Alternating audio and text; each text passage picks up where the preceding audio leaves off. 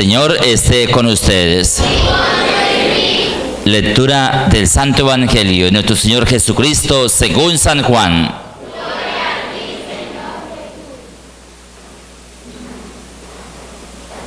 Durante la última cena, Jesús se conmovió profundamente y afirmó con claridad: os aseguro que uno de vosotros me va a traicionar.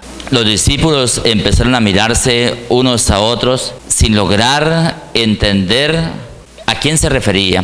Uno de ellos, el que Jesús amaba tanto, estaba comiendo al lado de Jesús en el lugar de preferencia. Entonces Simón Pedro le hizo señas de que averiguara a quién se refería. El discípulo se recostó entonces en el pecho de Jesús y le dijo: Señor, ¿quién es? Jesús le respondió: al que yo le dé el bocado después de mojarlo, ese es. Mojó pues un bocado y se lo dio a Judas, hijo de Simón Iscariote, y tras el bocado entró en él Satanás. Jesús le dijo: lo que tienes que hacer, hazlo pronto. Pero ninguno de los que estaban comiendo entendió por qué le dijo esto. Algunos pensaban que como Judas era el que tenía la bolsa del dinero, Jesús le había dicho que comprara lo que necesitaba para la fiesta de Pascua o que diera algo a los pobres. Cuando Judas recibió el bocado, salió. Era de noche. Y cuando Judas salió, dijo Jesús: ya ha sido glorificado el Hijo del Hombre, y Dios en él. Y puesto que Dios ha sido glorificado en él, él será glorificado en Dios, y eso muy pronto. Hijitos, voy a estar poco tiempo con vosotros. Me buscaréis, pero repito ahora lo que ya había dicho a los judíos: a donde yo voy, no podéis ir vosotros. Simón Pedro le preguntó: Señor, ¿a dónde vas? Jesús le respondió: a donde yo voy, no puedes seguirme ahora, pero me seguirás después. Pedro le dijo: Señor, ¿por qué no puedo seguirte ahora? Estoy dispuesto a dar mi vida por ti. Jesús le respondió: ¿estás dispuesto a dar la vida por mí? Te aseguro que antes que cante el gallo, me negarás 3 veces. Palabra del Señor. Hermanos, quisiera compartir un poquito la palabra del Señor el día de hoy. Uno de ustedes me va a entregar. ¿Seré yo acaso, Señor? Eso es lo que me llama a mí la atención del Evangelio de hoy. Realmente Judas iba a entregar al Señor, pero él ni cuenta se daba de que iba a entregar al Señor. Uno de ustedes me va a entregar. Es lo triste, ¿no? Que nosotros siempre, lo mismo cristianos, lo mismo que seguimos a Cristo, lo traicionamos. El problema de Judas no fue simplemente el traicionarlo. ¿Se acuerda que Pedro también lo negó 3 veces? ¿Se acuerda cómo terminó? Antes de que el gallo cante, tú me habrás negado. ¿Cuál es la diferencia entre el discípulo, el cristiano Pedro, y el discípulo, el cristiano Judas? Los dos pecaron. Los dos traicionaron al Señor. Los dos lo negaron. ¿Cuál es la diferencia entre el uno y el otro? Que Pedro se arrepintió, lloró su pecado, pidió perdón. Judas se arrepintió, sí, regresó las monedas y dijo: he pecado vendiendo sangre inocente, sí, pero no fue capaz de pedir perdón. Y se fue a confesarse en la pata de un palo, directamente con un palo, y vio un mecate y se colgó. Ese fue el problema de Judas. Judas sí se arrepintió, pero no pidió perdón. No fue capaz de buscar ese perdón. La Biblia está diciendo que no basta con decir: sí, yo me arrepiento. que tengo que buscar ese perdón del Señor. Y si no, aun cuando me arrepienta como Judas, me voy a desesperar y voy a ir a la muerte. También me llama la atención cuando le dice Pedro, Señor, yo daré la vida por ti. Igual que ustedes y yo, ¿quién no daría la vida por Cristo? Todos estamos dispuestos a dar la vida por Cristo. Y claro que sí, estamos dispuestos a dar la vida por Cristo. Pero el problema es que lo decimos en teoría, pero en la práctica, no. En la práctica no. Si en la práctica no, ¿por qué? ¿Cómo se explica que yo diga, voy a dar la vida por Cristo, yo daría la vida por Cristo, si no soy capaz de dejar el cigarro por Cristo?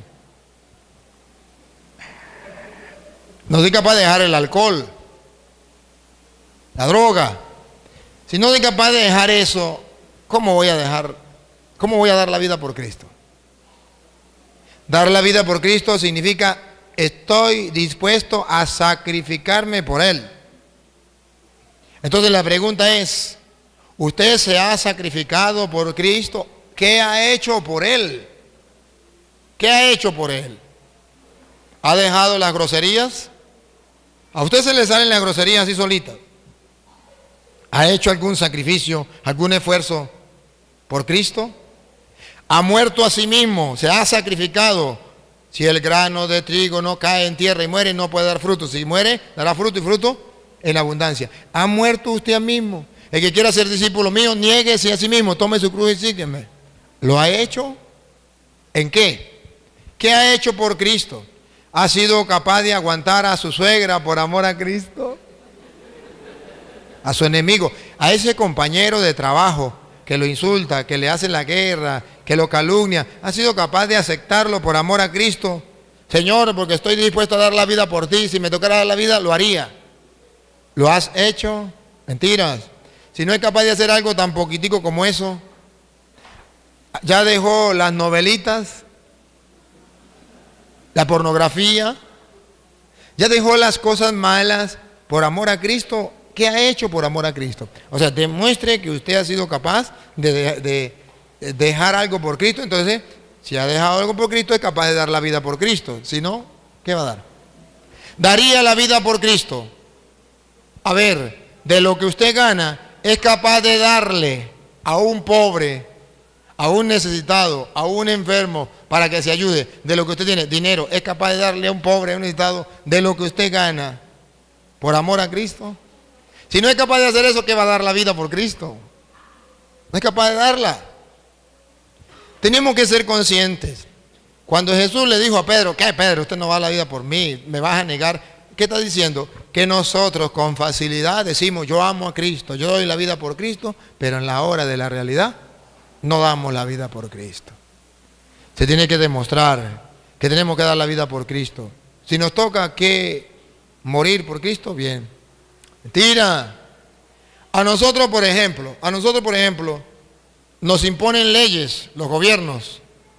Ahorita se está aprobando la ley del aborto. En muchos países. ¿Qué hacemos nosotros por eso? Nada. Por Cristo, nada. Ley de que los homosexuales pueden vivir tranquilamente como si fueran una pareja. ¿Y nosotros? ¿Daría la vida por Cristo? No podemos decir nada porque nos pueden meter presos, ¿Daría la vida por Cristo? No somos capaces de decir las cosas. No somos capaces de hacer nada por Cristo. ¿Qué está pasando? El Señor reclama.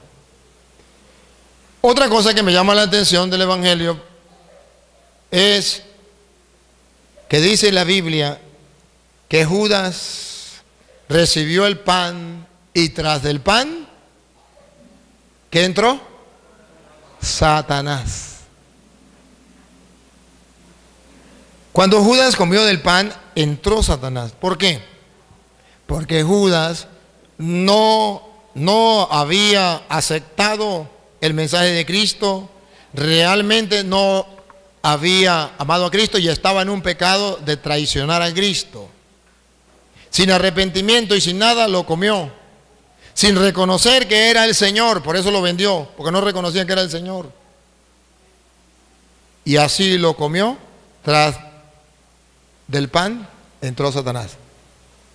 Aquí está la explicación a mucha gente que pregunta por qué en la Iglesia Católica no se permite que muchas personas que están viviendo en adulterio o en concubinato comulguen, o que tenga una persona que no le hable, no puede comulgar. ¿Por qué? Porque si no está arrepentido, si no quiere cambiar, no debe comulgar. Porque Judas no estaba arrepentido, no quería cambiar. Y comió, y ese pan que era para vida eterna le sirvió para condenación. Por eso es que la iglesia dice, no debería. Otra cosa, usted puede decir que usted en su vida, por ejemplo, a lo mejor un día falló y cometió adulterio. Dios te lo perdona. Arrepiéntete, pídele perdón al Señor y Dios te lo perdona. Pero otra cosa es que usted viva, dejó su pareja y se vaya a vivir con otro. Eso es otra cosa distinta. Puede ser que usted un día falló y fornicó con su novia. Pues arrepiéntete, Dios te perdona y puede comulgar. Otra cosa es que usted se vaya a vivir bajo el mismo techo, en concubinato con esa persona. No debe comulgar. Otra cosa es que usted un día se molestó con una persona, pídele perdón a Dios y a esa persona. Otra cosa es que usted no le hable a esa persona. No puede comulgar. Entonces, no es que la iglesia por maldad lo quiera hacer, es simplemente que la Biblia muestra que le puede ser de mal. El Papa podría decir que todo mundo comulgue, pero ¿cuántos le pasaría lo de Judas? Sería un gran problema.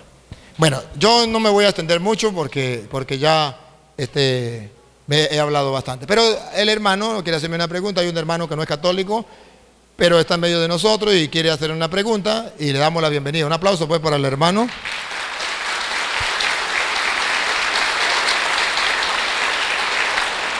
Bienvenido, hermanito, siéntese como en su casa. ¿De qué religión es? La Pentecostal Unida de Colombia. Buenas noches. Muy bien, el hermano es Pentecostal Unido de Colombia y nos alegra su presencia. A nosotros nos llena de gozo, nos llena de alegría, nos edifica. Porque es una iglesia, la iglesia católica es la iglesia universal. Aquí no tenemos que hacer diferencia con nadie.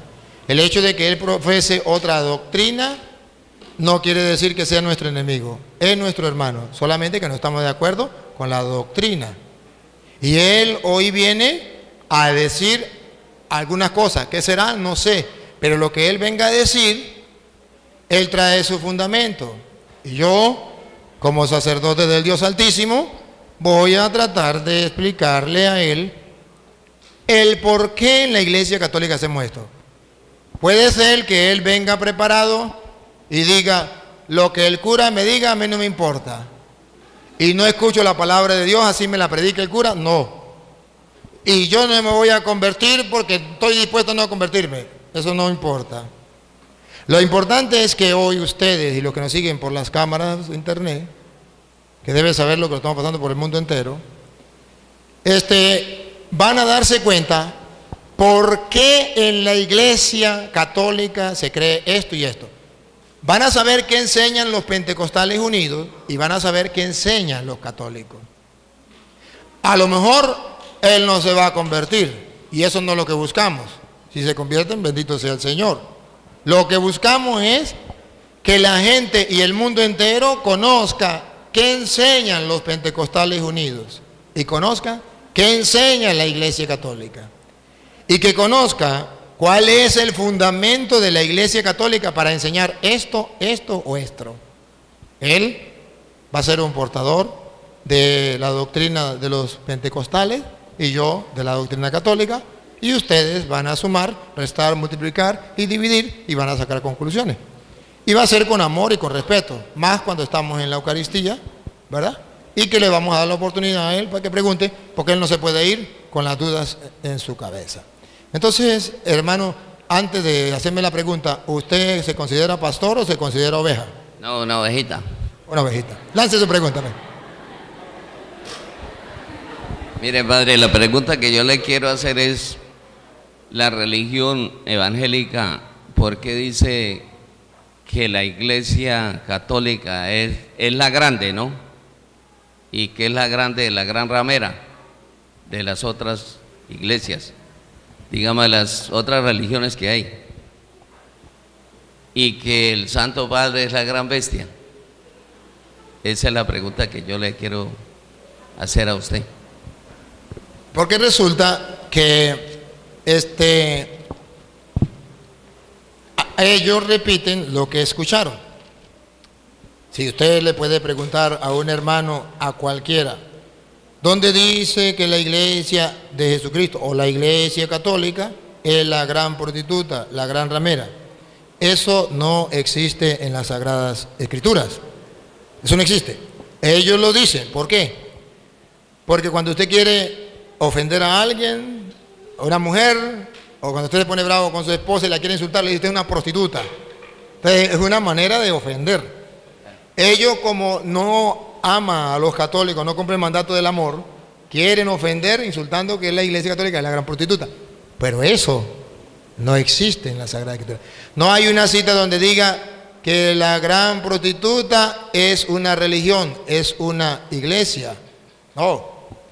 La Biblia habla de eso, pero habla que es una ciudad, la gran ciudad. Es una cosa muy distinta a decir que es una religión. Si usted, por ejemplo, mira en Apocalipsis capítulo 17, versículo 18, usted verá cómo la Biblia muestra quién es la gran ramera. Léelo, Luis. Esa mujer que has visto Esa mujer que has visto es la gran ciudad. es la gran ciudad. No dice es la gran religión. Ahí está el error. Decir que es la gran religión. Si un protestante me muestra donde dice es la gran religión, está bien, pero aquí dice es la gran ciudad. Entonces es una cosa muy distinta hablar de religión a ciudad. A ver, si usted recuerda, dice la gran prostituta, la gran Babilonia. ¿Qué era Babilonia? ¿Babilonia era una religión o era un imperio? Era un imperio. Babilonia gobernaba el mundo, conocido en aquel tiempo, no era una religión. Cuando dice que la gran prostituta es la gran Babilonia, el ignorante dice es la religión. ¿Pero por qué? Si la gran Babilonia no era religión, era una ciudad. Pero el que lee la Biblia y cree en la Biblia dice, y la gran, otra vez Luis, el 18. Esa mujer que has visto es la gran ciudad. Es la gran ciudad. Entonces no es ninguna religión. Y lo peor es que resulta que allá está mostrando en el Apocalipsis la lucha que hay entre el mal y el bien. Está mostrando la lucha entre la gran prostituta, la gran Babilonia, que ataca a los cristianos, se embriaga con la sangre de los mártires de Cristo, y por otro lado está la iglesia de Cristo, que es la esposa de Cristo.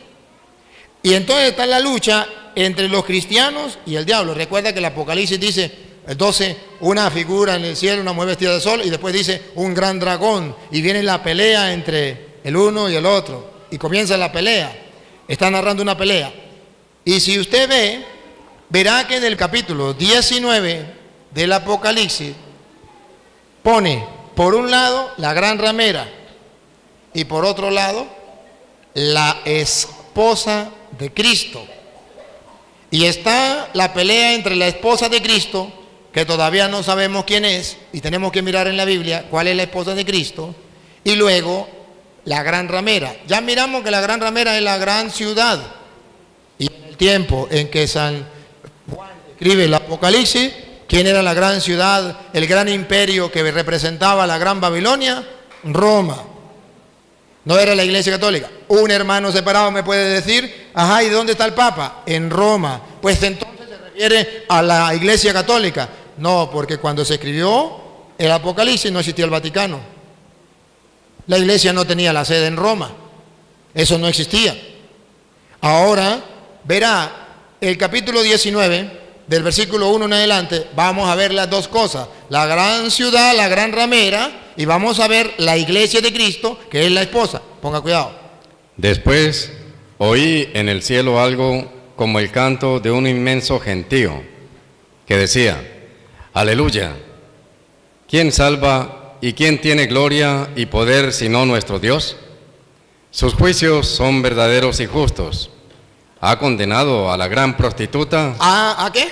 Ha condenado a la gran prostituta. Ha condenado a la gran prostituta. No dice a la gran religión, no dice a la gran iglesia o a la iglesia de Cristo. A la gran prostituta que corrompía la tierra con su inmoralidad. Que corrompía la tierra con su inmoralidad. Si usted comienza a estudiar la historia de Roma, y lo invito a que lo haga, verá que Roma era inmoral, prostituida. Se decía que en Roma la prostitución era la más grande del mundo en ese tiempo.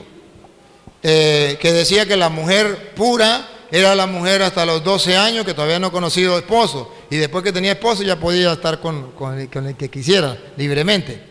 Y venían a prostituirse porque Roma era el centro del mundo. Venían hombres en barco de muchos días de camino, habían dejado a la esposa, llegaban muchos meses sin tener relaciones y llegaban. ¿Quién lo esperaba? Las prostitutas en Roma. Venían sequitos. ¿A dónde llegaban? A las prostitutas. Y todo era el centro del mundo. Roma se consideraba, por eso decía, todos los caminos conducen a Roma. Entonces la gran prostituta, porque pecaban todos los que venían del mundo, pecaban con Roma. En Roma, ahí estaban las prostitutas, alrededor de las, ¿cómo que llaman esas? Las paredes esas, ¿cómo eran las? Torres. Las murallas. Ajá, siga. La gran prostituta que corrompía la tierra con su inmoralidad y le ha hecho pagar la sangre de sus servidores. Y esa prostituta había matado a muchos servidores. El Apocalipsis fue escrito hacia el año 90, 100, por ahí. En ese año, ¿quién eran los servidores que habían muerto? Los apóstoles, los primeros mártires, los primeros cristianos. ¿Dónde lo mataba la gran prostituta? Si usted va a Roma, usted va a encontrar algo que se llama el Coliseo Romano, donde sacrificaban a muchos cristianos, que decían a los leones, venían un cristiano y le soltaban un león, o le soltaban un toro. De ahí viene el toreo, donde soltaban un toro bravo o una vaca brava a los cristianos. Así mataban a los cristianos. Entonces la gran ramera mataba a los cristianos. A ver, si usted me dice, por ejemplo, que la gran ramera era la iglesia católica en ese tiempo, pregunto, dime el nombre de un pastor protestante que haya sido muerto ahí y que lo haya matado la iglesia católica. Que haya la iglesia católica hecho ese, ¿cómo es el circo? Ajá, que lo haya hecho la iglesia católica y haya metido a cuántos evangélicos, ¿cómo se llamaron esos pastores y lo metió? No. Tenemos la lista, y está en la historia, la lista de los mártires católicos que los romanos sacrificaban, los quemaban, como César Nerón alumbraba Roma. A los cristianos los agarraban, los ponían en un palo y le metía candela por debajo, y así alumbraba a Roma. ¿Por qué se llama la gran bestia César Nerón? Porque era muy malo, así mataba a los cristianos. Y era tan malo que mató a su propia madre rajándole la barriga para saber dónde había estado él 9 meses. Por eso se llama cesárea lo que le hacen a las mujeres, porque el primero que la hizo fue César, a su mamá, se llama cesárea. Entonces, porque mató a su propia madre para ver dónde había estado él. Por eso es la bestia, que se considera tan malo que hasta su propia madre mató. Los protestantes no saben eso. ¿Por qué no lo saben? Porque no existían en aquel tiempo. ¿Cuándo comenzaron? Después de Martín Lutero, 1520, comenzaron. Y eso fue del año 100 al año 300. Y el Apocalipsis antes del año 100. ¿Cómo van a saber ellos de quién se está hablando? Pues ellos inventan lo que ellos quieran. Sigue. Y volvieron a clamar: ¡Aleluya! ¡Aleluya! De ella sube humo por los siglos de los siglos. Fue quemada Roma. ¿Se acuerda que Roma fue quemada? Siga. Entonces los 24 ancianos y los 4 vivientes se postraron adorando a Dios, que está sentado en el trono, diciendo: Amén, aleluya. Y salió del trono una voz que decía: Alaben a nuestro Dios. Alaben a nuestro Dios. Escuche la voz. Alaben a nuestro Dios. Todos sus servidores. Todos sus servidores. Todos los que honran a Dios. Todos los que honran a Dios. Pequeños y grandes. Pequeños y grandes. Y oí el ruido de una multitud inmensa, como el ruido del estruendo de las olas, como el fragor de fuertes truenos. Y decían: Aleluya. Ahora reina el Señor Dios. Ahora reina el Señor Dios. ¿Se acuerda? La prostituta, la gran ciudad, hizo la guerra, a los suyos los mató. Pero ahora está celebrando. Ya fue vencida ella, ahora reina el Señor. Siga. El Todopoderoso. El Todopoderoso. Alegrémonos, regocijémonos, démosle honor y gloria. Entonces está animando, el apóstol está animando a los cristianos. No se desanimen, no importa que lo maten. Ya viene el reino del Señor, ya viene el poderío del Señor, ya vamos a triunfar. Siga. Porque han llegado las bodas del Cordero. Aquí viene el de otro detalle. Ha llegado la boda del Cordero. Los está mandando a que piensen en la fiesta de la boda del Cordero. Y escuche. Su esposa se ha engalanado. Entonces ya la gran prostituta, la gran ciudad que perseguía a los cristianos, ya fue vencida. Ahora ha vencido el Cordero y su esposa se ha embellecido. Los protestantes no me pueden mostrar a mí que la gran ciudad es la Iglesia Católica, la Iglesia de Cristo.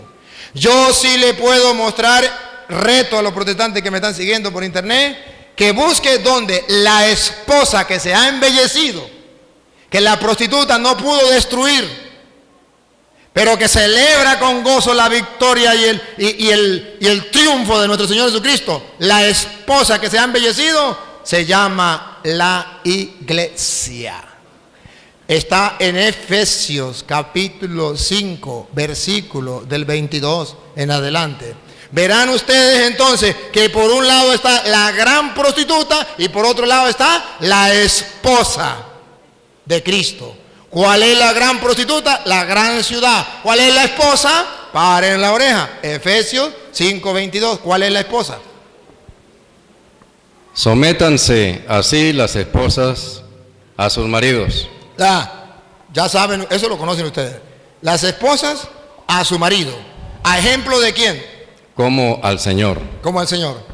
El hombre es cabeza de la mujer. El hombre es cabeza de la mujer. Como Cristo es cabeza de la iglesia. Como Cristo es cabeza.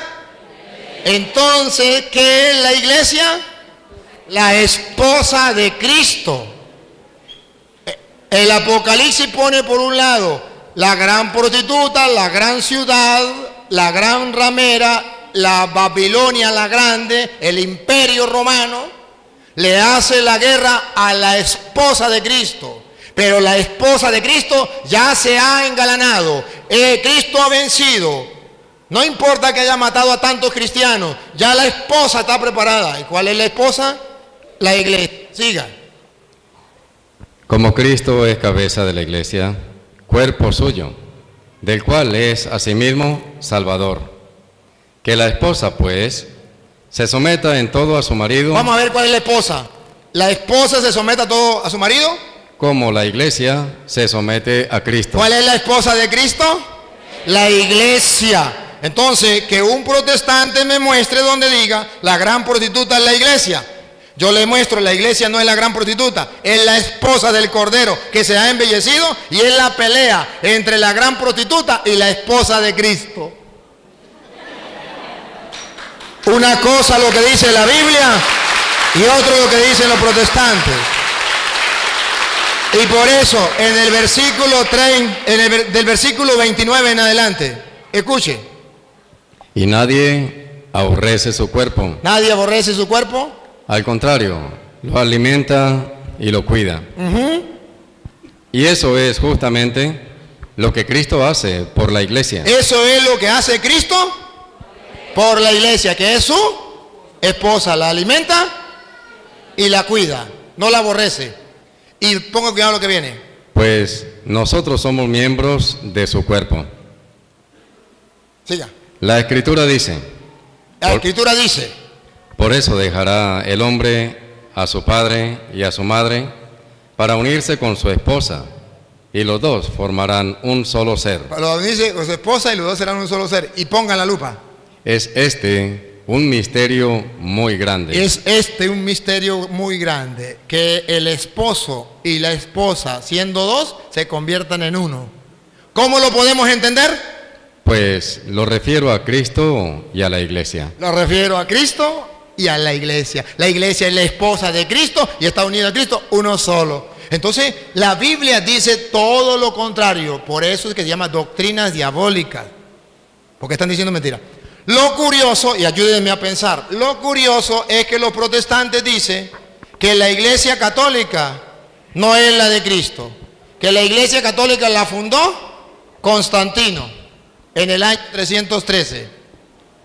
Si la fundó Constantino en el año 313, ¿cómo dicen que en el Apocalipsis, que fue en el año 90 o 100, la iglesia católica sí existía como prostituta? Si Constantino la fundó en el año 313, ¿cómo que existía en el Apocalipsis? Dicen cosas que no son coherentes. Si la iglesia católica la fundó Constantino en el año 313, entonces en el Apocalipsis no debería existir. De ninguna manera. ¿Por qué inventan? Es simplemente porque como el católico no lee la Biblia, comienzan a decirle muchas cosas. Pero ahí está la respuesta. Ahora, la segunda respuesta. ¿Por qué dicen que el Papa es el anticristo? Que el Papa es la bestia. Fácil. Eso se llama cortina de humo, para centrar la atención en otra cosa. ¿Han visto, por ejemplo, el gobierno de Venezuela? El gobierno de Venezuela se olvida del hambre, de las enfermedades del pueblo, están muriendo de hambre, y ponen la atención en otras cosas. Hablan, sacan noticias de otras cosas para llamar la atención. Vamos a hacer elecciones, vamos a hacer esto, vamos a hacer... Para que la gente no se dé cuenta del hambre. No prestan atención a lo esencial. Y lanzan por allí. Y dicen, ¿quiénes son los ¿cómo que le llaman a los curas y a los obispos? Le dicen que los curas y los obispos son unos terroristas. Los curas y los obispos son unos terroristas. Eso es una cortina de humo para que no se den cuenta que los terroristas son ellos. ¿Por qué son terroristas los curas y los obispos? ¿Porque le dicen la verdad? ¿Por qué no son terroristas ellos que están matando a un pueblo completo? Ah, pero es para engañar. ¿Qué dicen los protestantes? El anticristo es el Papa. ¿Para qué? Para que la gente no se dé cuenta que los anticristos son ellos. Y se lo voy a mostrar con la Biblia. Primera de Juan, capítulo 2, versículo 18. No es un anticristo y tampoco es el Papa. ¿Quién es el anticristo? No es uno, son varios. ¿Quiénes son? Vamos a escucharlo. Hijitos, estamos en la última hora. Estamos en la última hora. Y han oído que va a venir un anticristo. Han oído a los protestantes decir que va a venir un anticristo y que es el Papa. Entonces yo me le río. Le digo, ¿cuál Papa? Porque cuando estaba Juan Pablo II decían que el anticristo era el Papa Juan Pablo II. Se murió Juan Pablo II, vino Benedicto. El anticristo es Benedicto. Póngase de acuerdo. O era Juan Pablo II, si era el anticristo Juan Pablo II ya murió. No, es Benedicto. Está bien. Se salió Benedicto, ahora el anticristo no es Benedicto. Es Francisco. Póngase de acuerdo. Si el Papa era, el Benedicto era el anticristo, pues ya se fue. Pero vamos a ver quién es el anticristo. No según los protestantes que sin Biblia, lo repito, sin Biblia, insultan al Papa. Les voy a mostrar con Biblia. Búsquenlo, hermanos separados que me siguen, búsquenlo, primera de Juan 2:18. Óiganlo. Pero ya han venido No, varios. otra vez, Luis, otra vez.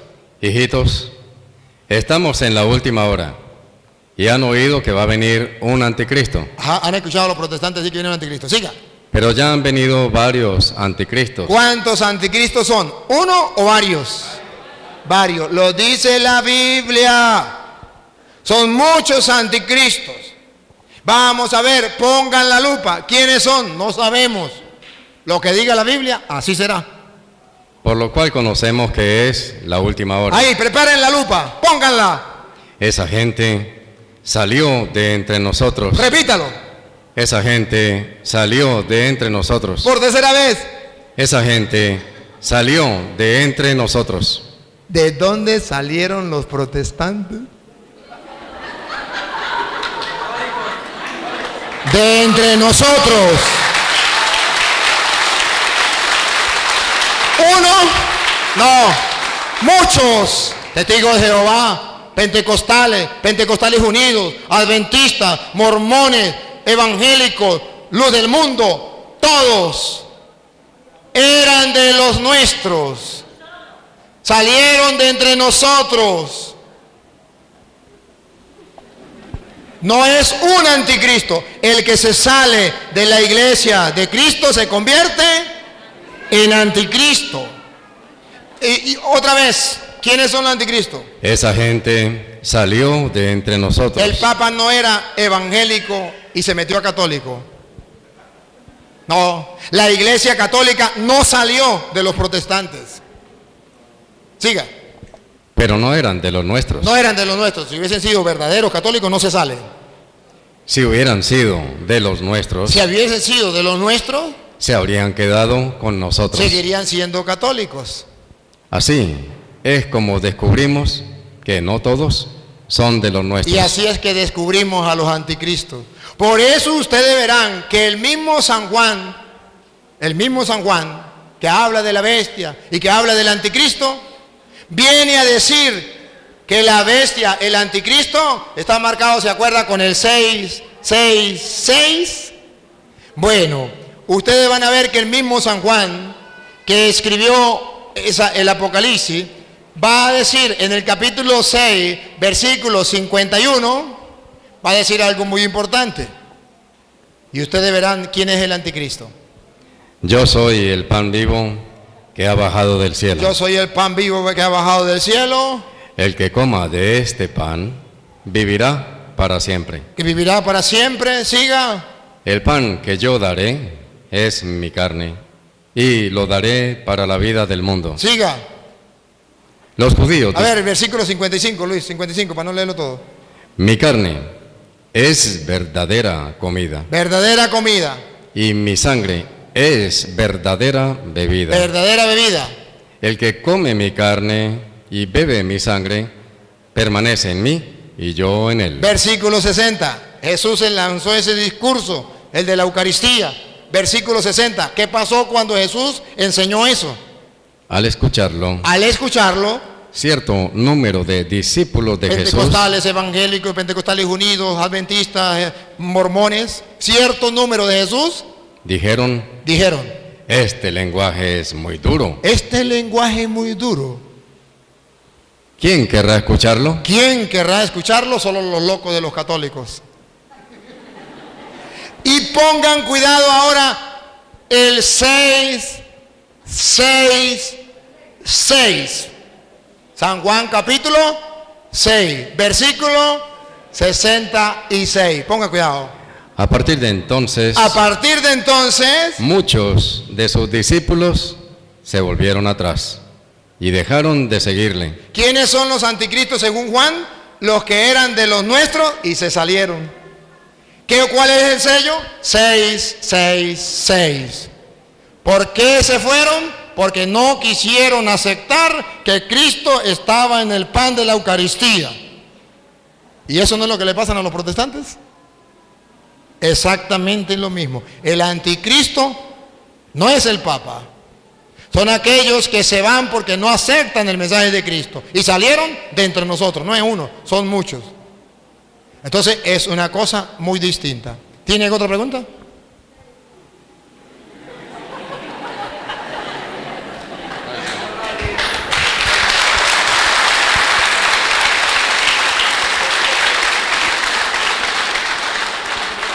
Pues uno de pronto las religiones lo confunden, porque hay religiones que le hablan a uno mucho bonito. Entonces, uno no halla qué camino coger, porque uno de pronto no tiene estudio, no ha estudiado la Biblia, que estudiando la Biblia es que se da cuenta si está cometiendo errores. Pero al leer la Biblia encuentra los errores. Entonces, ahí está. Qué bueno que Déjame decir una palabrita. Hermanos, vean aquí un ejemplo de un hombre que dice con humildad y sencillez delante de Dios y delante de los hombres lo que le pasó en su vida. Por no tener conocimiento, lo engaña.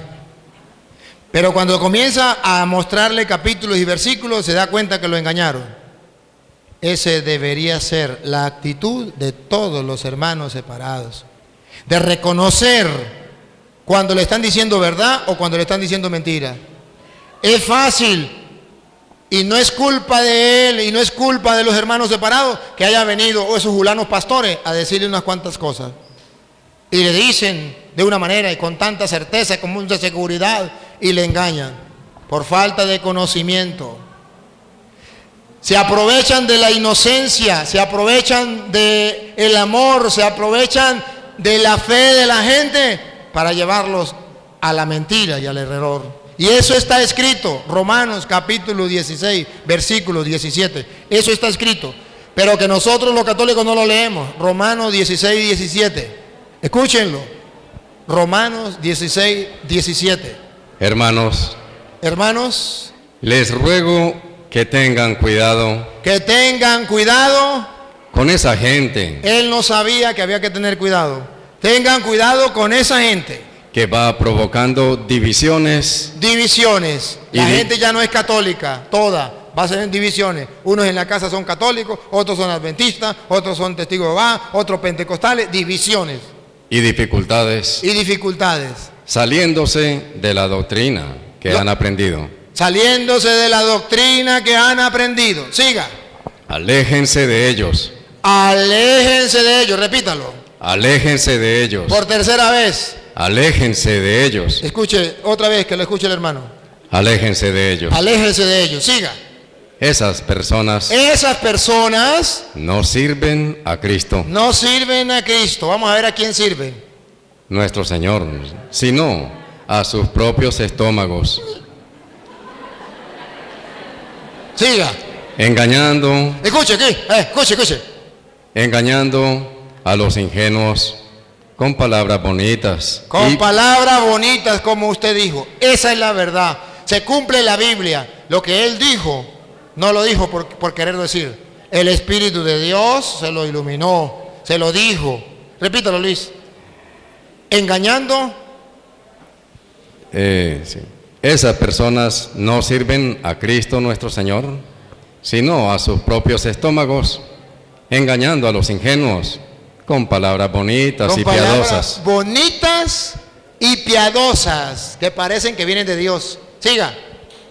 Todos saben. Este es el problema, que todos los protestantes saben que ustedes están muy abiertos a la fe. Ustedes están abiertos a la fe, ustedes están deseosos de la palabra de Dios. Usted quería conocer más de Dios, usted quería acercarse más de Dios, y cuando llegó alguien con la Biblia a predicarle, usted dice, eso es lo que yo deseo, eso es lo que yo quiero. Y todos los protestantes saben que ustedes están deseosos de la palabra de Dios. Y por eso van a su casa, por eso llegan a todas partes a predicarle. Siga. Y eso me alegra. Y eso me alegra, que ustedes estén deseosos de la palabra de Dios, pero no la busquen en otro lado, búsquenla en la iglesia de Cristo. Pero quiero que sean ingeniosos para el bien. Y firmes contra el mal. A esa gente, como decíamos hace rato, no se les recibe en la casa, ni se saluda la doctrina de ellos. Ni un instante, porque no están sirviendo al Señor. Hermano, muchas gracias, Dios te pague, que el Señor te ayude a seguir adelante.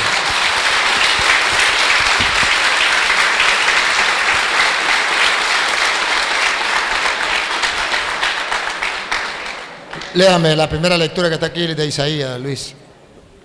Saben, hermanos, ahora comprenden por qué este cura se esfuerza por darles a conocer a ustedes la palabra de Dios. Porque así como este hermano, hay miles y miles en el mundo que han sido engañados. Y no hay quien se preocupe por esas ovejas que han sido engañadas. Los lobos se las están robando y se las están llevando. ¿Y qué hacemos nosotros con los brazos cruzados? Dios mío santo, ¿cuándo vamos a abrir los ojos? ¿Cuándo nos vamos a dar cuenta que nos están quitando las ovejas para llevarle al mal? Para quitarle la lana. Comenzando por los curas, que estamos haciendo algo que no es correcto o que no es completo. Cuando Jesucristo nos colocó como pastores era para dos cosas. Una, para pastorear el rebaño. A Pedro le dijo, pastorea mis ovejas. Dos, para cuidar el rebaño. A Pedro le dijo, cuida mis ovejas. Dos cosas. Y los curas no estamos haciendo eso. Estamos haciendo la primera. El rebaño. ¿Qué pastorear? Llevarlos a buenos pastos. Alimentando. Eso es lo que hacemos los curas. Alimentamos las ovejas. Las estamos alimentando. Pero nos falta la segunda parte. ¿Cuál es la segunda parte? Cuidarlas. ¿Qué pasa si alimentamos las ovejas y no las cuidamos? Las engordamos bien gordas y le quite la lana. ¿Qué hacemos cuando en la iglesia católica se le enseña la Biblia a los católicos y no se le enseña a defender su fe, no se le enseña la apologética? Se dejan ovejas gorditas para que venga un evangélico y le predique la palabra y los confunda y se los lleve.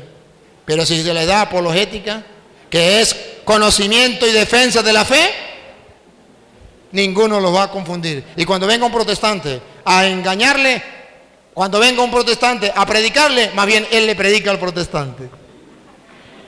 Eso, ahí tenemos que llegar.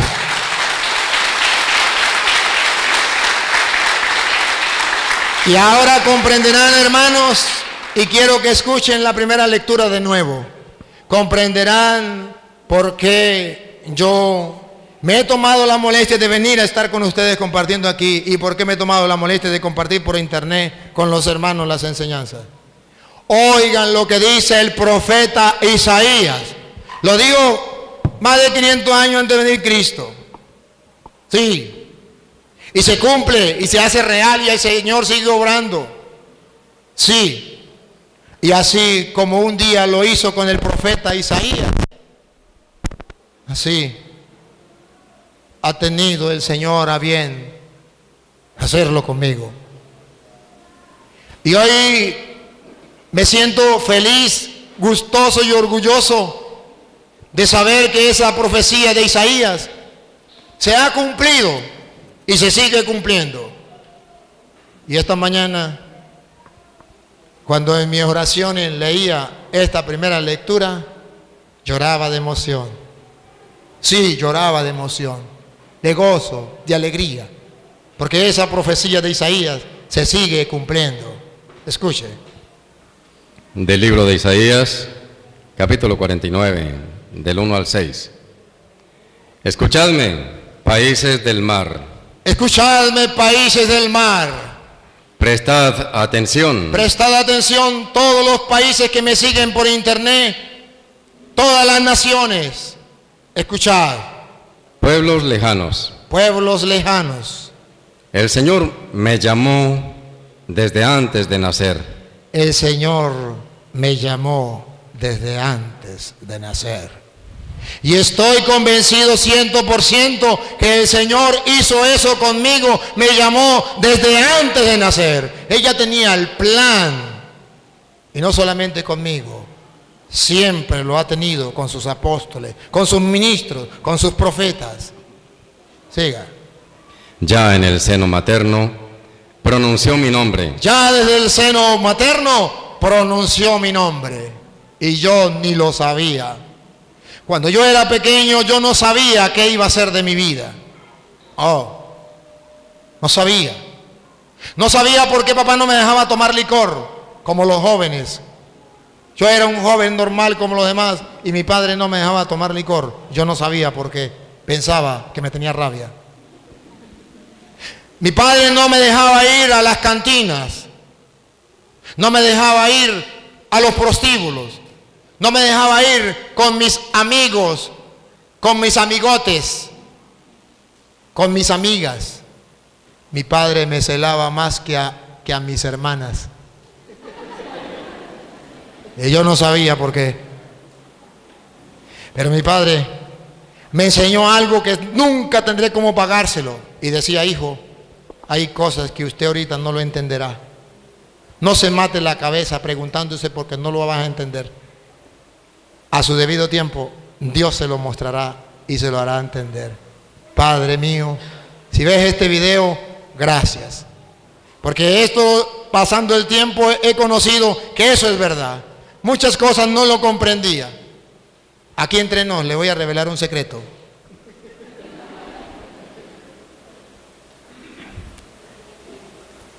Yo nunca tuve novia. ¿Sabe por qué?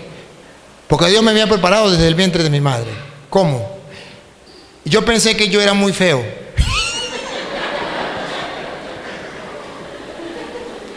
Porque ninguna mujer se fijaba en mí. Y yo decía: pero ¿por qué en mi hermano sí? Y en el otro también. Y en mí nadie.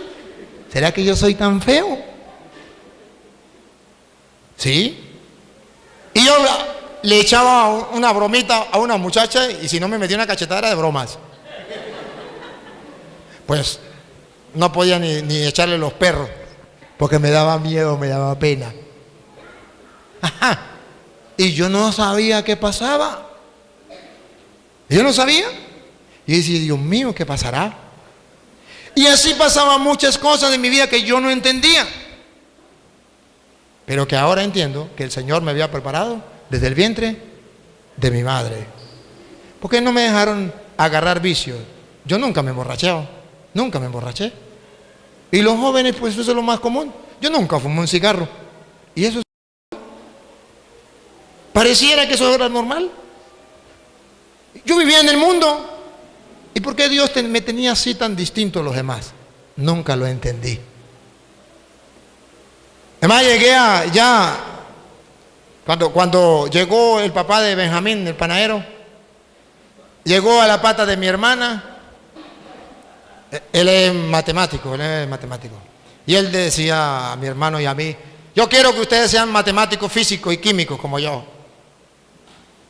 Y nosotros, como no teníamos a quién más pues seguir, pues decíamos: pues queremos ser como el matemático. Y esa era nuestra ilusión, matemático. A mí me gustaba trabajar con los animales, ordeñar, estar con las vacas, estar con los caballos por allá. Y yo decía en mí: pues yo si estudio, nosotros éramos muy pobres, ¿qué íbamos a estudiar? Yo si llego a estudiar, voy a estudiar para trabajar con animales. Eso era mi. Pero nosotros pobres, ¿qué íbamos a estudiar? ¿Cómo hacíamos para estudiar? No teníamos cómo estudiar. Y además, en el pueblo, pues nosotros como éramos los más pobres, era como el desecho de la sociedad, la basura. ¿Para qué? Y en la familia había gente que podía y había gente que no podía. Pero la gente que podía, no nos tendían la mano a nosotros. Nada, no nos echaban la manito. ¿Cómo íbamos a salir adelante?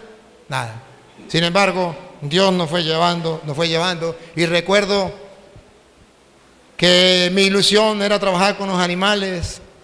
Mi mamá, como yo le había dicho siempre que me gustaba trabajar con los animales, creo que es en cuarto año o en tercer año, yo no me acuerdo en qué año es, que a uno le preguntan: decida, ¿qué va a estudiar? Creo que es en cuarto año. Ciencia, allá era ciencia y zootecnia. Animales y ciencia, yo no sé qué era ciencia, pero era ciencia y zootecnia. Los animales eran zootecnia. Y mi mamá llega a la directora y dice: pasé para cuarto año. ¿Va a estudiar qué? ¿Ciencia o zootecnia? Y mamá dijo: zootecnia. Y yo le dije: no, ciencia. Mi mamá me miró. Porque toda la vida yo había trabajado con animales y me gustaban los animales. Pero el papá de Benjamín me había dicho que no, que tenía que estudiar ciencia, porque para estudiar matemática y física. Y yo, sin querer, me salió ciencia. Y no sabía por qué. No sabía por qué. Y llegué, saqué el bachillerato. Cuando saqué el bachillerato, yo dije, ¿y ahora qué iré a estudiar? Este pobre campesino ir a estudiar física, matemática, ¿con qué plata? ¿Y en qué universidad? No puede. Y es cuando Dios termino yo el bachillerato y Dios me motiva a través de un profesor a ir al seminario, cuando del seminario no sabía yo nada. Y me mandó a estudiar al seminario y no entendía por qué. Y yo no quería, me daba miedo, porque el seminario, primero yo creía que los curas bajaban del cielo y eran ángeles que bajaban, celebraban la misa y se iban. Después que el profesor me dijo que íbamos a estudiar filología y teología, primera vez en mi vida que había escuchado esas palabras. Yo decía, eso es para gente inteligente, yo soy muy brutico, yo soy del campo. Y el profesor me dijo, no, usted puede ir. Y así, y yo fui al seminario y comencé a estudiar. Y yo no sabía que Dios me tenía preparado para esto. Pero Él me había elegido desde el vientre de mi madre. Él sí sabía. Ahora comienzo a pensar, comienzo a reflexionar. ¿Por qué cuando yo estaba pequeño mi papá una vez me llevó a trabajar? Él trabajaba de vigilante en la noche para que nadie robara. Lo ponía de vigilante. Y él me llevaba a mí para él dormir una horita en la noche. Y mientras él dormía una horita en la noche, yo me quedaba así. Pero yo, mientras él dormía, yo decía, ¿qué hago? Y él tenía al lado, en una mesita, un libro. Adivine qué libro era. La Biblia. Yo era niño. Y yo dije, ¿qué será este libro? Pero tenía miedo de que papá me fuera a ver con el libro y me pegara.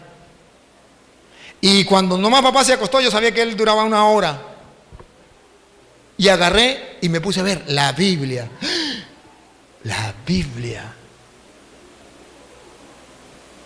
Y me puse a leer. Cuando ya iba a ser la hora, ¡pum!, cerraba la Biblia. Papá se levantaba. Y así toda la noche que él me llevaba, una hora. Me leí la Biblia varias veces. Y yo no sabía por qué. No sabía. El Señor me estaba preparando a mí para que ahora yo les predicara a ustedes. Y yo todavía no sabía que iba a ser cura.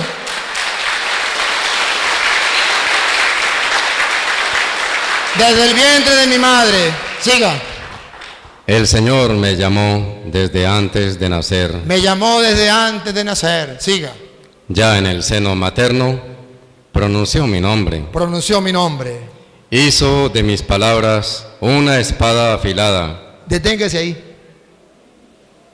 ¿Qué hizo el Señor? De mis palabras, una espada afilada. Que lo digan los protestantes a ver si no les clava el corazón cuando les predico. A ver si no les duele.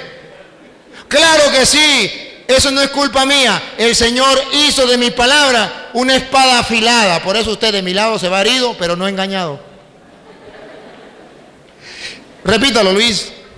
El Señor hizo de mis palabras una espada afilada. Hizo de mis palabras una espada afilada. ¿No tiene coherencia con Hebreos capítulo 4, versículo 12? La palabra de Dios es viva y eficaz, más penetrante que una espada afilada de doble filo, que penetra hasta el fondo y llega hasta el alma, y no hay ser humano que pueda resistir.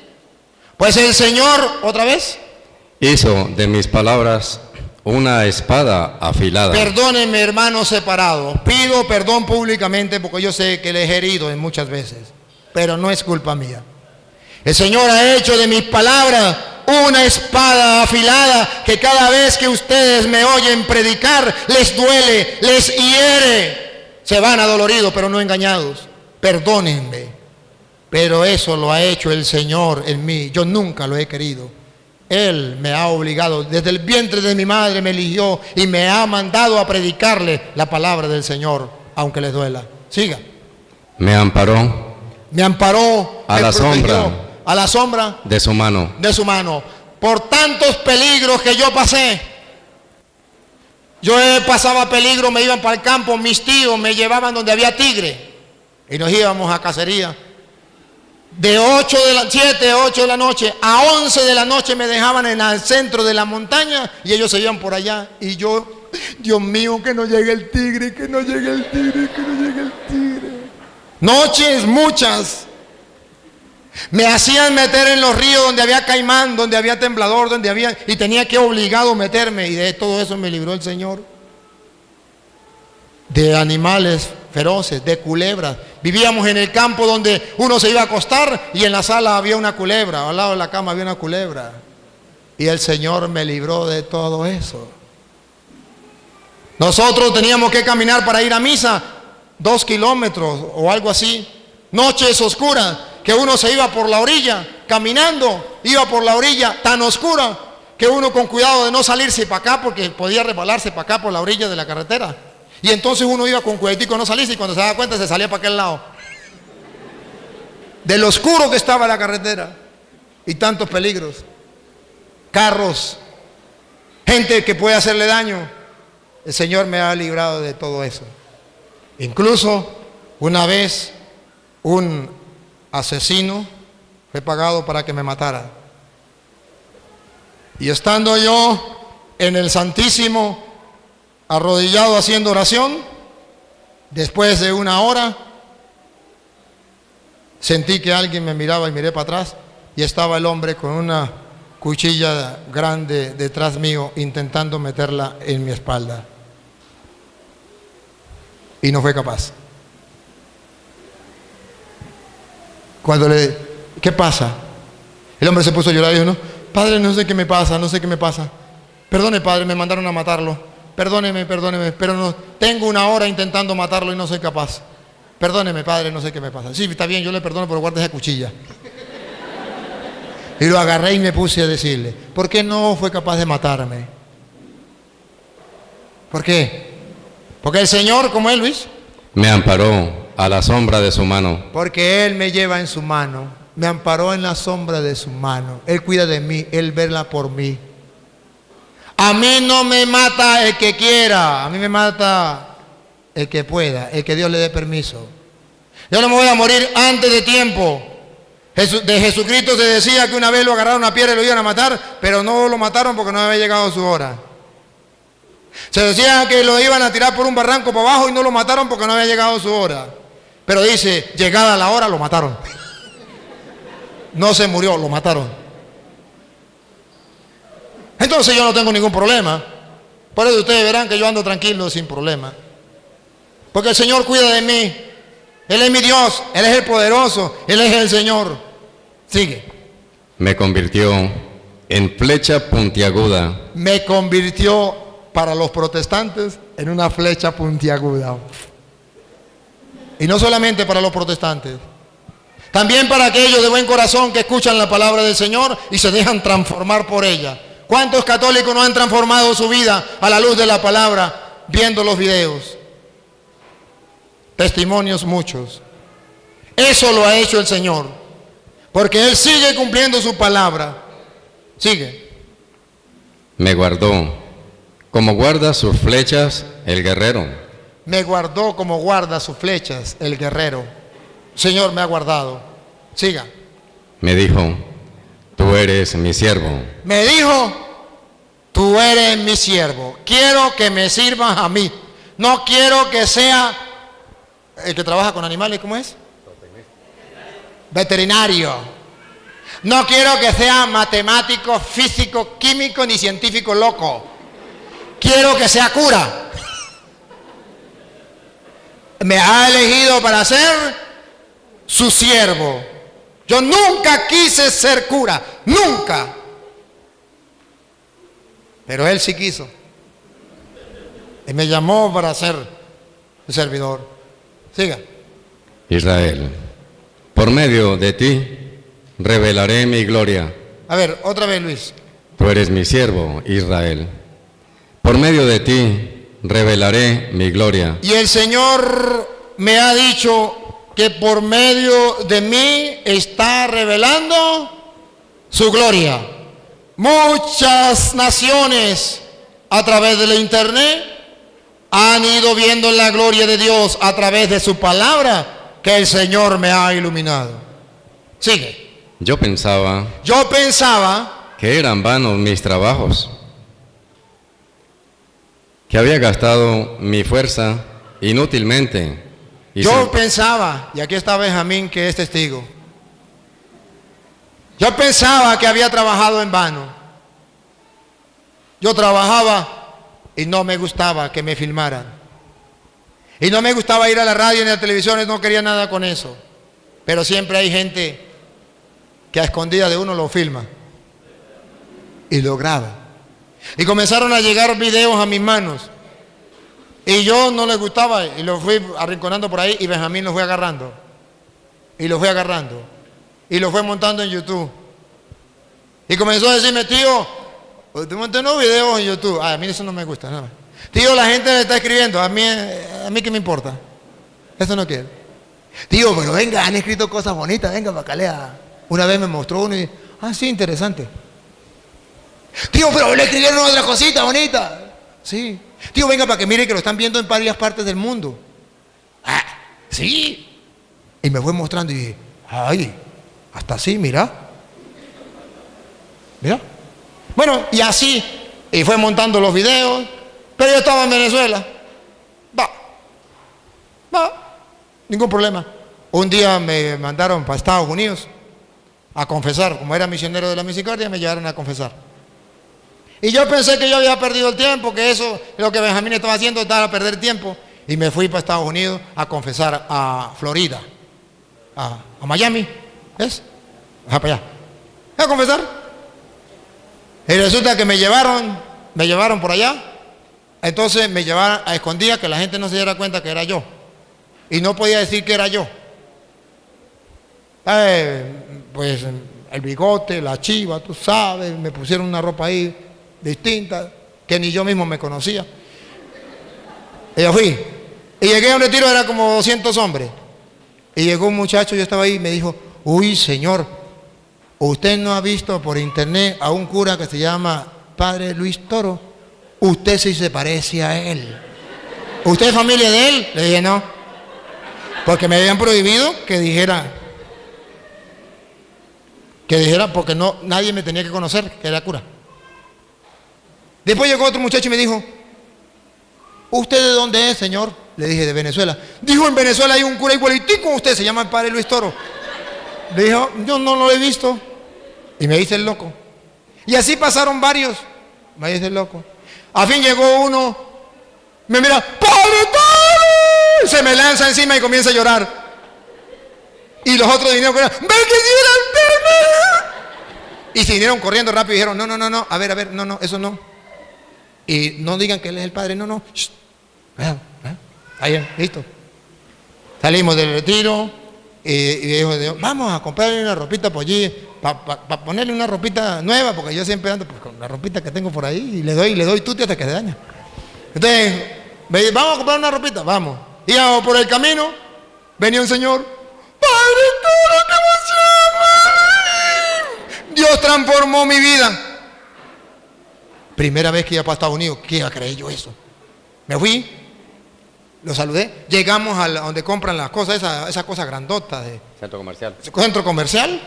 Y cuando estaba en el centro comercial, otro señor, ¡Padre Toro, qué emoción! Ven que le regalo una camisa. ¿Y de cuándo acá me conoce? Yo lo sigo por internet. Yo era evangélico y me convertí en la iglesia católica. Terminé ese. Y otros pasitos. ¡Padre Toro, qué emoción! Yo era un drogadicto, era un sinvergüenza y Dios me ha convertido. Caramba. El que iba conmigo no me conocía. Y dice, ¿y cómo la gente lo conoce de usted si usted es de Venezuela? Le dije que tengo un sobrino sinvergüenza que ha montado los videos por internet. Dijo, ¿usted da enseñanza? Dije, sí. Dijo, ¿y qué tal si lo invitamos? Estoy en un grupito para que usted vaya ahí y nos da una enseñanza así como al grupito de nosotros. Le dije, pues bueno, podemos compartir un poquito. Sí, está bien. Y fueron y eligieron a los otros. Nos fuimos a una capilla pequeñita, cabía máximo 500 personas. ¿Sabe que en Estados Unidos es con reglamento, 500 personas? Y nos fuimos para el grupito. Cuando llegamos estaba full la iglesia. Y yo dije, ¿qué estará pasando ahí? Y dijo el Señor, mira, hay otra actividad. Y dije, pues sí. Y llegamos la gente, Padre Toro, venimos a la enseñanza. Y venimos a la enseñanza. Era capacitado para 500 personas. Le metieron ahí, arriesgando, porque la gente se metió a juro, 1000 personas. Y afuera quedaba la gente. Y yo decía, yo que pensaba que en vano, ¿cómo es? Yo pensaba que eran vanos mis trabajos, que había gastado mi fuerza inútilmente y sin razón.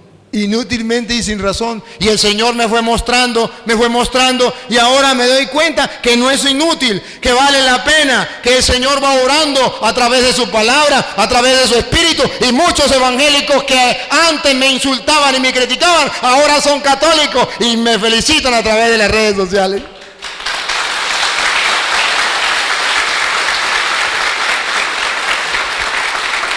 El Señor sigue orando. El Señor sigue orando, siga. Pero en realidad, el Señor me hacía justicia. En realidad, el Señor me hacía justicia. Porque yo trataba de hacer las cosas. He llevado más palo que una gata ladrona. No crean ustedes que a mí me abrieron las puertas así. A mí me dieron palo los evangélicos, pero no tanto eso, los católicos. Muchos sacerdotes, tristemente, y algunos obispos, tristemente.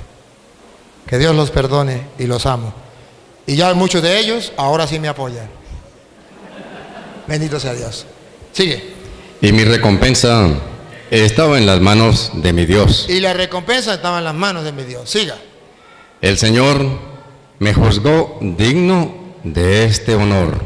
El Señor ha querido darme semejante honor.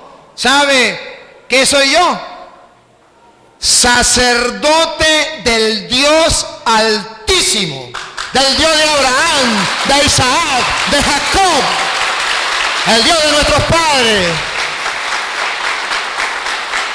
Ser sacerdote del Dios Altísimo es el caché más grande que le puede tocar a un ser humano. No hay una dignidad más grande. Por eso los protestantes le tienen rabia a los sacerdotes, porque ellos no tienen esa dignidad. Es el regalo más grande que le pueda tocar al ser humano. Y el Señor me dio ese regalo. ¿Cómo es? El Señor me juzgó digno de este honor. Él me ha dado ese regalo, que para mí lo disfruto, lo gozo. Ustedes no saben cuánto disfruto ser sacerdote del Dios Altísimo. Porque yo he visto el poder de Dios. He visto cómo personas aperturbadas por demonios,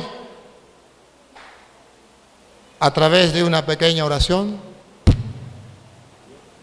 he visto también perturbaciones, como una vez que estaba confesando a mucha gente y estaba confesando al brujo más grande del pueblo, y se vino un remolino grande, trajo mugre de todos lados y se puso en el medio de la iglesia y se quedó botando mugre. Todo el mundo quedó a oscuras por el polvo que traía y el mugre, y se quedó en el centro dando vueltas, y yo confesando aquí al hombre perturbado porque no podía, me paré y le dije: en el nombre de Cristo te ordeno, sal de ahí. Y salió por la puerta y se quedó allá en la plaza dando vueltas. Cuando le di la absolución al brujo, se fue. He visto cuántas personas a través de la confesión levantarse de una enfermedad. He visto cómo Dios obra. He visto cuántas personas han vuelto a la vida después de estar muertos en el pecado. Es una dicha, es un honor que Dios me ha regalado.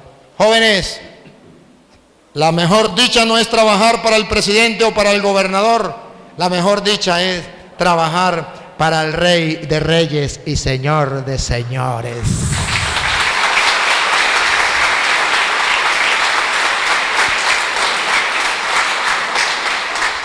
Sigan. Mi Dios se convirtió en mi fortaleza. Mi Dios se convirtió en mi fortaleza. Sé que mi familia podrá ver este video y ellos son testigos, y los que me conocieron son testigos. Déjenme decirles, hermanos, que yo creo que en el mundo no hay una persona más miedosa que yo, más tímida que yo. Cobarde, muy cobarde. Porque desde pequeño yo no era capaz de hablar en público. Le tenía miedo a la gente y cuando llegaba la gente yo me escondía. Y en el liceo cuando me tocaba exponer, no era capaz de exponer. Yo me defendía con los exámenes, pero las exposiciones me moría. Y cuando me tocó por primera vez exponer en público, que fue en el seminario porque hice unas coplas, yo no era capaz, me puse en oración, le dije, Señor, no soy capaz, siento que me muero. Me confesé porque sabía que me iba a morir. Pero dije, hoy me muero, pero yo hago esto. Yo tengo que vencer el miedo, yo tengo que superarlo. Y agarré el papel para decir las palabras y el papel me hacía así, las manos así y el cuerpo me hacía así. Se me caían las hojas, me las recogían y volvía, se me caían. El rector me puso una cosita de estas para que yo lo pusiera las hojas ahí. Y me pasó el micrófono, y me hacía así, me mandó un seminarista para que me tuviera el micrófono. Y cuando fui a hablar, no me salían las palabras. Cobarde, tímido, campesino del campo, ¿cómo iba a hablarle a la gente? Y recuerdo que el rector se me acercó y me dijo, hijo, no le importe que la gente se ría, porque todo el mundo se reía. Ríate tú también, tranquilo. Haz un ejercicio, mueve los dedos gordos de los pies y olvídate, lánzate, ríate y ya.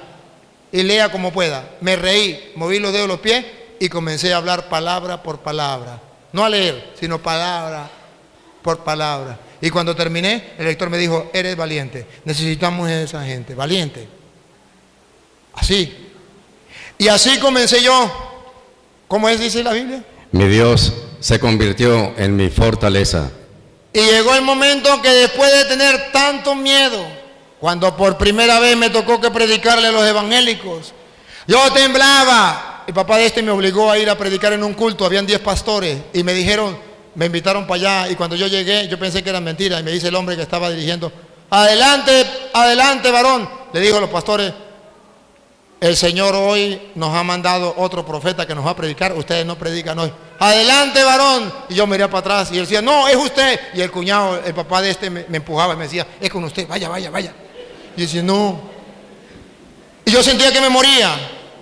Hermano, como me empujaba y aquel me llamaba, yo iba así, yo iba como el pollo que fumó droga, no sentía pata, no sentía pico, no sentía cola, no sentía nada. Iba. Y cuando llegué allá, me dieron el micrófono y yo temblaba así. Le dije, cierren los ojos, vamos a orar. Mentira, era para que no me vieran temblar. Pero ahí, el Señor fue mi fortaleza. Le dije al Señor, Señor, o me ayudas o yo me muero. Pero se lo dije de corazón. Ayúdame, ya estoy obligado aquí. Ayúdame, no tengo escapatoria. El Señor me obligó y Él fue mi fortaleza. Cuando me di cuenta se me quitó el temblor. Cuando me di cuenta se despejó todo. Cuando me di cuenta le dije a los pastores, vamos a hablar. Y comenzamos, tome y deme, tome y deme, tome y deme. Y Dios fue mi fortaleza. Cuando me di cuenta, la gente se levantó y sacó corriendo los pastores. Le dijo, sinvergüenza, lárguense de aquí, mentirosos. Y más de 500 personas volvieron a la iglesia en esa noche, en ese día. Y me tocó dirigir el culto de las 7 de la noche hasta la 1 de la mañana del otro día. Y el Señor fue mi fortaleza. Y después, vean ustedes los videos. Y estoy dispuesto que el pastor que me llegue a debatir conmigo, no me echo para atrás. El Señor es mi fortaleza. Y tengo que decirle la verdad, cuésteme lo que me cueste y el Señor es mi fortaleza. Vean los videos, que nunca me deja solo. Que cuando ellos me están atacando, ya el Señor me está mandando la cita bíblica por aquí, y yo le digo, ya Señor, de a poquito para que no me atormente mucho. Y me quedan muchas citas por delante. El Señor es mi fortaleza. Y no le tengo miedo ni al diablo. No le tengo miedo ni al diablo. Que respete a los hermanos. Que bueno, sí, pero yo no les tengo miedo. O sea, humanamente, como un ser humano, puedo sentir lo que sea. Pero cuando me pongo en las manos del Señor, adiós miedo, adiós todo, ante quien sea. Y si tengo que predicarle al presidente de Estados Unidos, se lo predico. Y tengo que preguntarle al rey de donde sea, se lo predico. Y tengo que predicarle a quien sea, le predico. El Señor ha sido mi fortaleza. Y sigue siendo mi fortaleza en todo momento. Me ha tocado que predicar. Lo más largo fue de domingo a domingo. de 6 de la mañana a 11 de la noche, toda la semana. Y el Señor fue mi fortaleza.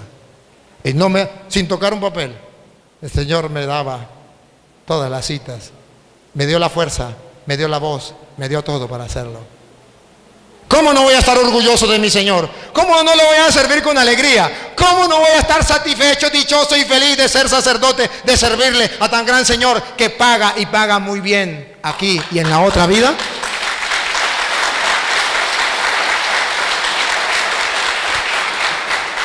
El Señor es mi fortaleza, siga. Mi Dios se convirtió en mi fortaleza. Es mi Dios se convirtió en mi fortaleza. El Dale. Señor que me formó desde el seno para ser su siervo. El Señor que me formó desde el seno de mi madre para ser su siervo. Para hacer que vuelva a Él el pueblo de Jacob. Para hacer que vuelva a Él el pueblo de Jacob, en castellano, los católicos. Que Israel se reúna frente a Él. Que todos los católicos busquen al Señor de corazón. Que sepan vivir su fe. Para eso me ha llamado. Para que los católicos vivan su fe, se fortalezcan, tengan una fe firme, disfruten su fe. Dice ahora el Señor. No basta con que seas mi siervo. No basta con que sea mi siervo. Para restaurar las tribus de Jacob. No basta que usted sea mi siervo para predicarle únicamente a los católicos. No basta eso. Quiero más. Y hacer volver a los sobrevivientes de Israel. Y hacer volver a los católicos que están fríos. No basta. Quiero más. Te haré luz de las naciones. Ahora el Señor dice, te haré luz de las naciones. Es decir, le vas a predicar no solo a los católicos, sino también a los protestantes. Y por eso, hermanos separados, ustedes hoy me están escuchando, porque el Señor me ha mandado a predicarle también a ustedes, ser luz de las naciones. Y ahora a través del internet, el mundo entero está escuchando la palabra del Señor, predicada por un sacerdote del Dios Altísimo, profeta verdadero, apóstol de Jesucristo, y no falso profeta como hacen los pastores protestantes que están engañando al mundo.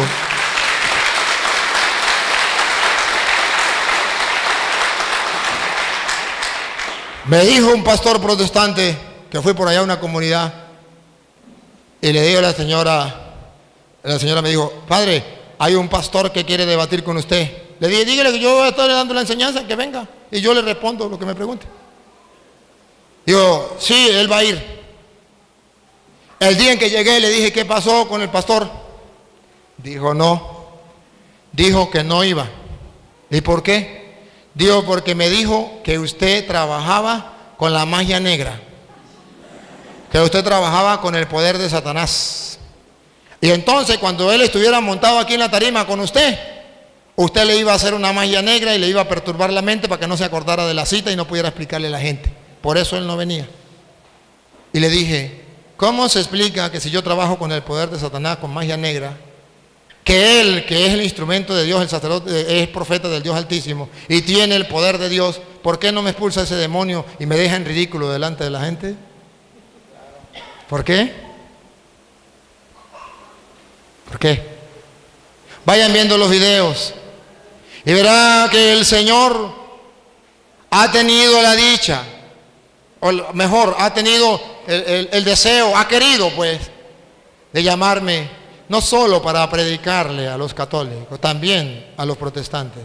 Por eso los hermanos protestantes los amo, lo repito, los amo, no son mis enemigos. Ustedes son las ovejas descarriadas que el Señor me ha mandado a buscar. Ustedes son esas naciones que hay que traer, esas ovejas que son de otro rebaño que hay que traer. Y yo como sacerdote del Dios Altísimo tengo que cumplir ese mandato que Dios me ha dado. Por eso perdónenme, pero les amo y tengo que llevarlos a Cristo para el que se quiera dejar llevar. El que no se quiera dejar llevar es problema suyo. Yo cumplo mi tarea, yo cumplo mi trabajo. No se pongan molestos por eso. Más bien, si quieren escuchar la palabra del Señor, óiganla, porque está escrito en Juan capítulo 8, versículo 47, el que es de Dios, la palabra de Dios escucha, y si usted no la escucha, es porque no es de Dios. Alabemos y bendigamos a Dios que sigue obrando en medio de su pueblo. Él sigue suscitando profetas profetas dentro de su iglesia. Él sigue obrando, fortaleciendo. Él sigue haciendo que haya hombres que lleven su mensaje, la verdad, y las tinieblas del error se disipen y quede la verdad. Y hasta el día en que me muera, Dios mediante, si Dios me da la oportunidad,